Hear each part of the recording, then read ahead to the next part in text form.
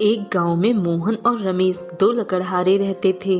दोनों रोज साथ में लकड़ियां काटने जंगल जाते, जिससे उनका गुजारा होता था। रोज की तरह दोनों एक दिन जंगल में लकड़ियां काटने जाते हैं। उस दिन उन्हें जंगल में कोई सूखा पेड़ नहीं मिलता।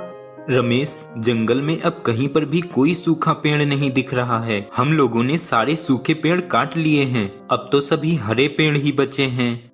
हाँ मोहन, सूखे पेड़ तो अब इस जंगल में बचे ही नहीं हैं। पर हमें लकड़ियां तो काटनी ही है ना, बाजार में बेचने के लिए। तो क्या सूखा पेड़ और क्या हरा पेड़, हमें तो इन्हीं लकड़ियों से ही अपने घर का खर्च उठाना है।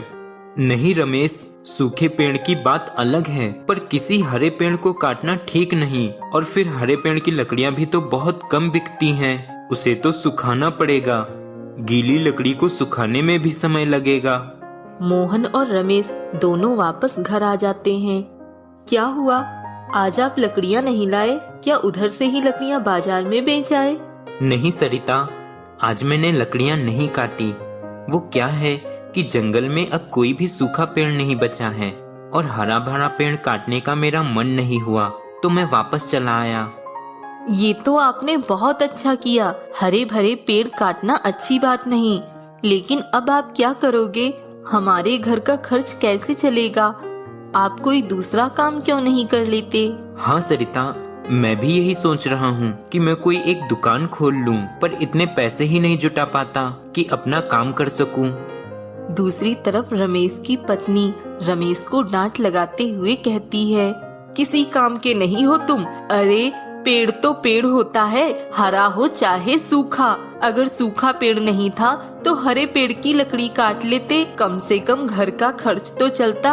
अब कैसे घर का राशन आएगा बताओ? मैं तो परेशान हो गई हूँ इस गरीबी की जिंदगी से।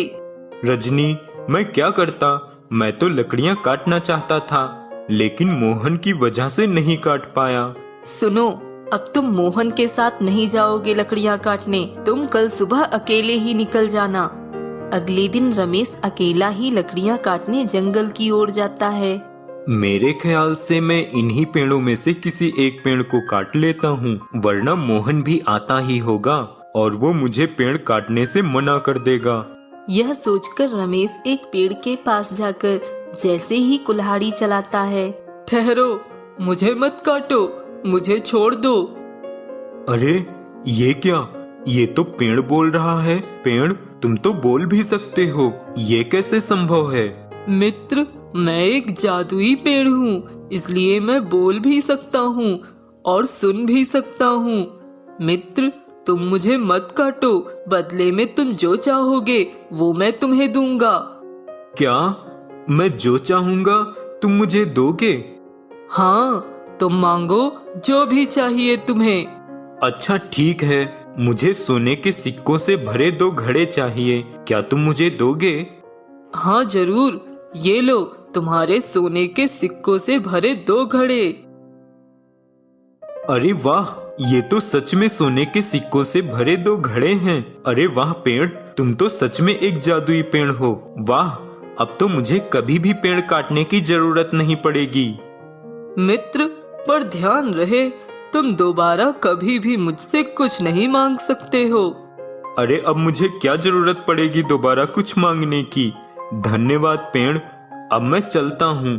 क्या हुआ, आज आप लकड़ियाँ काटने नहीं जाओगे क्या? क्या करूं, कुछ समझ नहीं आता। नहीं जाता हूं तो घर की हालत बिगड़ रही है।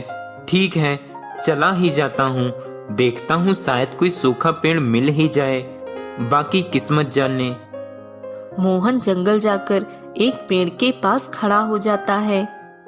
क्या करूं, कुछ समझ नहीं आ रहा। इतना हरा भरा पेड़ है और मैं इसे काट दूं, ये तो पर्यावरण का विनाश होगा। पर मैं क्या करूं, कोई रास्ता नजर नहीं आ रहा। मित्र, क्या तुम मुझे काटने आए हो? अरे ये क्या, ये पेड़ भी बोल सकता है, पर ऐसा कैसे हो सकता है? मित्र, मैं एक जादुई पेड़ हूँ, इसलिए मैं बोल भी सकता हूँ और सुन भी सकता हूँ। देखो, अगर तुम मुझे छोड़ दोगे और नहीं काटोगे तो मैं तुम्हें मनचाहा वरदान दे सकता हूँ। मांगो, क्या मांगना चाहते हो? जादुई पेड़, मैं कुछ नहीं मांगना चाहता और मैं तुम्हें काटूंगा भी नहीं, क्योंकि मैं हरा भरा पेड़ नहीं काटना चाहता। पर मेरे पास कोई काम नहीं है जिससे मैं अपनी जीविका चला सकूं। मित्र, तुम एक भले इंसान हो और मैं तुम्हें यहाँ से निराश नहीं जाने दूंगा। ये लो, ये एक जादुई सेब है। तुम अपने घर में इसे जमीन में बो देना और ये अगली सुबह तक तुम्हें एक बड़ा वृक्ष बनकर दिखाई देगा, जिस पर ढेरों सेब लगे होंगे और वो कभी खत्म नहीं होंगे। तुम उन्हें बेचकर अपनी जीविका आराम से चला पाओगे। धन्यवाद जादुई पेड़, तुम्हारा बहुत बहुत धन्यवाद।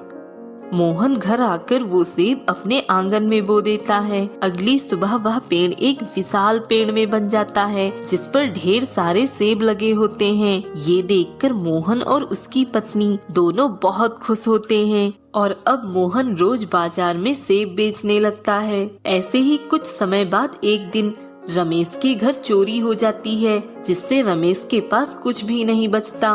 वही मोहन रोज बाजार में सेब बेचता और एक खुशहाल जीवन व्यतीत करता।